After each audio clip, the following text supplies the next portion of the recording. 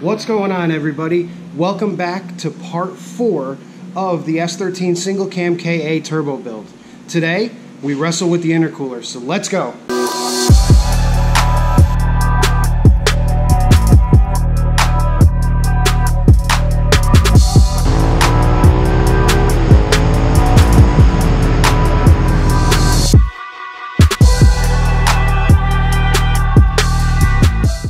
Alright guys, so in parts 1, 2, and 3, we focused on getting the turbo mounted in part 1. We had to undo a lot of the stuff the owner did to the car just to make things work. In part 2, we got all of the hot side piping done, we got the oil done. In part 3, we also did more with the exhaust system and got all that set up. Now we're going to focus on the actual cold side of the turbo. Today we're going to mount the intercooler, we're going to run all the intercooler piping, and then we're going to possibly, towards the end of the video, start the car, make sure we don't have any exhaust leaks, make sure we don't have any oil leaks, things of that nature. So, here's what's going to go down. Alright guys, so basically we need to fit this monster of an intercooler into this tiny little cavity. Now the problem with that is that we need to keep all of these lines. This line here is for the AC, he wants to keep that. We have all that, you know, we're not doing a Sylvia front end conversion, so he's got pop-up headlights, which means it has all the motors in the way. We got the hood latch that we need because the car doesn't have hood pins, and we also need the other side. Now, we have the bumper support, and I think what we're going to end up doing is taking and plasma cutting all of this back section of the bumper support out so that we can pull the intercooler forward a little bit and then have some mounting points possibly here and here to mount the intercooler as well. Now, this stuff is loose because it's not bolted down, but that's what we're going to shoot for. So I think if we cut the bumper support on the back side, and then we'll cut some holes in the front of it here just to kind of get some air through. We'll set the intercooler down, we'll make some mounts for the bottom of it, we'll probably kick it back just a little bit, and then I think everything will be you know, good to go. I think we're going to have a pretty decent time. And then of course we got to, you know, move the ignition coil out of the way because that's in the way of the turbo outlet. We may have to clock the turbo a little bit depending on the piping, and then, you know, our piping is going to come down through here, so we're actually going to have to, you know, enlarge this hole over here, and then over here where the battery box is, we're going to end up having to just cut a hole there in general because there's really nothing there unless I pull the battery box out, which I think we'll end up doing. So first things first, I'm going to get the plasma cutter set up. We're going to cut some of this out, and then we're going to raise the car up in the air, see if we can figure out how we're going to fit this intercooler into this cavity. I know that we're going to need to cut the bumper support, so let's get that done first. Then we got some room to play with the intercooler. We can actually get it in there and get things moving on that. So I'm going to set the plasma cutter up. I'll bring you guys back as soon as that's ready. Alright guys, so basically what I did was I made a line here. That line signifies where the actual bumper support mount stops. We're basically going to cut all the way across the back side of this lip from line to line. Then we're going to go down the back side of this, cut this whole back portion out of it, and then we should be good to actually get the intercooler up in here. So we're going to do that now. I'll set you guys up so you can see it.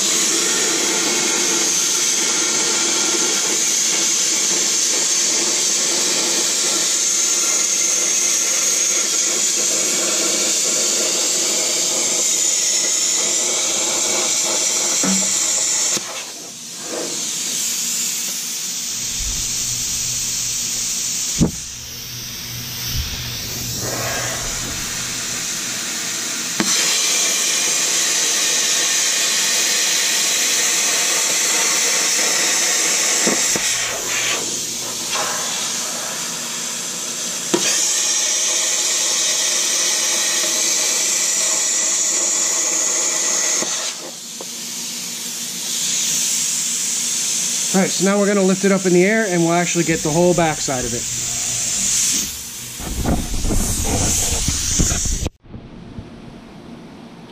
Alright guys, so this is what we've come up with.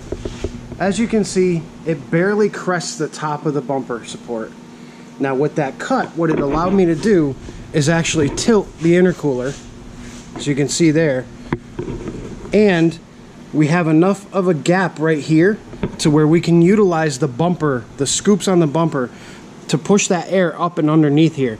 We'll smooth this out, we'll smooth out this cut, and we'll make everything, you know, nice, but this is exactly where the intercooler is going to sit. It doesn't sit any lower than the radiator support. We'll be able to make some nice brackets that come right off of here and just attach to the intercooler. And then up here, we can either go with a bracket from here to the original bumper support, or we can come with a bracket here and come down to the actual support itself and mount it there so it'll be hard mounted and won't move.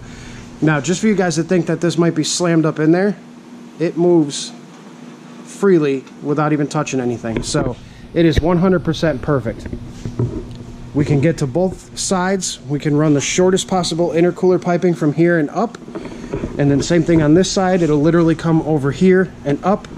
So we're going to be able to do everything we want, and we don't actually have to cut any holes in this right here, because like I said, the scoop from the air, because this is tilted backwards, the air will come right up through here and exit right out like it should. It won't impede the radiator, the condenser. It doesn't mess with any of the original supports, the mounts, the hood latch, none of it. It is absolutely perfectly fit in there. So I'm going to go ahead now, make up a couple of mounts and see if we can get this thing to hard mount in here, and then we'll get moving on the piping. Alright guys, so now that we got the intercooler mocked up and in place, we need to make some brackets that are going to go from this mounting point here to the actual radiator support. And what we're going to be using is this piece of flat stock here. I believe it's 1.5 inches wide and it's 1/4 inch thick.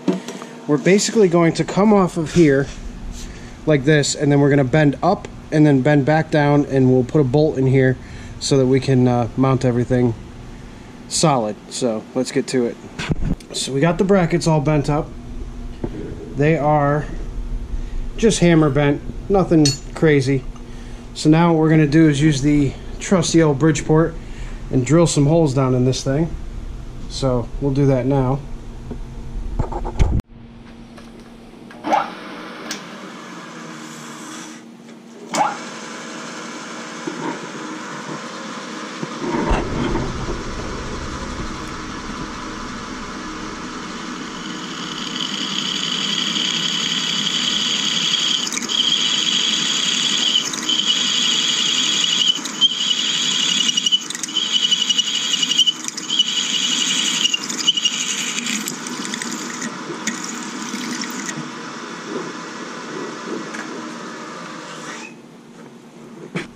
There we go.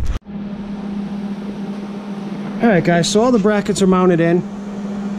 You can see how they fit on the radiator support, and they come up. Now these are definitely overkill to hold this thing in, but this intercooler is kind of heavy and I don't want it going anywhere, so we got these nice brackets made. Now we're going to weld them all along the seam to the radiator support, and we should be good.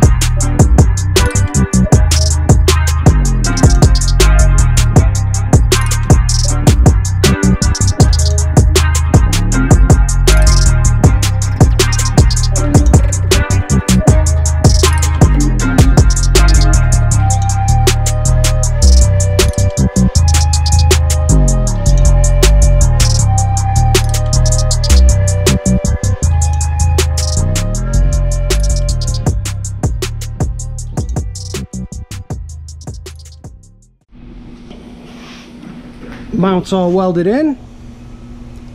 Got that nice little bead there with the MIG.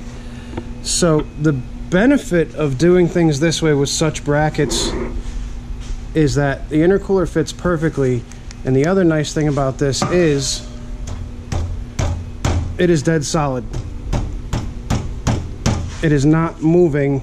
I can move the whole car and not move this intercooler. So we're probably not even going to have to put mounts up here. We're just going to put a couple little rubber snubbers in so that the body of the car doesn't eat into the intercooler, and we'll be good. So now we're going to get on to the piping side of things.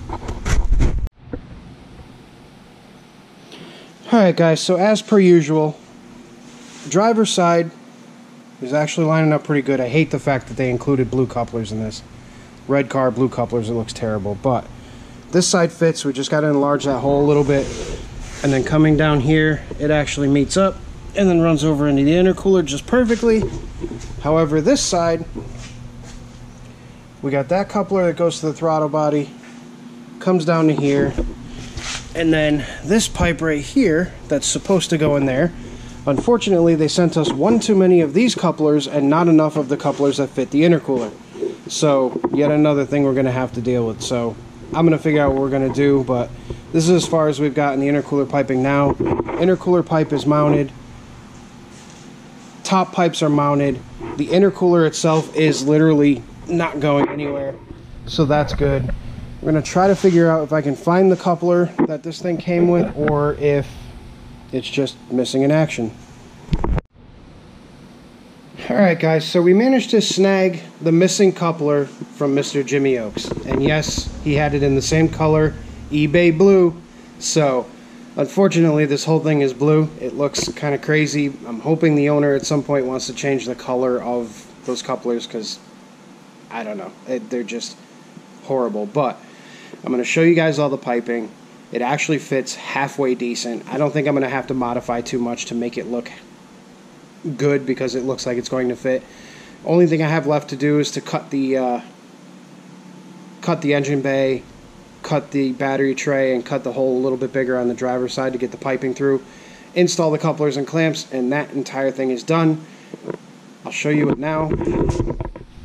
Excuse the blue couplers, but the piping's going to go through there.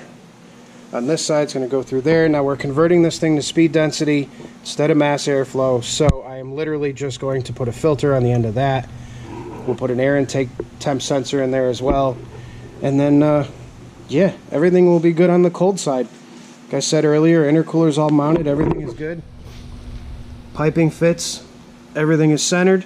I think it's going to do well. So we'll end it there. Part 4 is a wrap. And I will see you guys on the next one. Please like, comment, subscribe. Thanks for watching. I appreciate every single one of you guys, and we'll see you soon.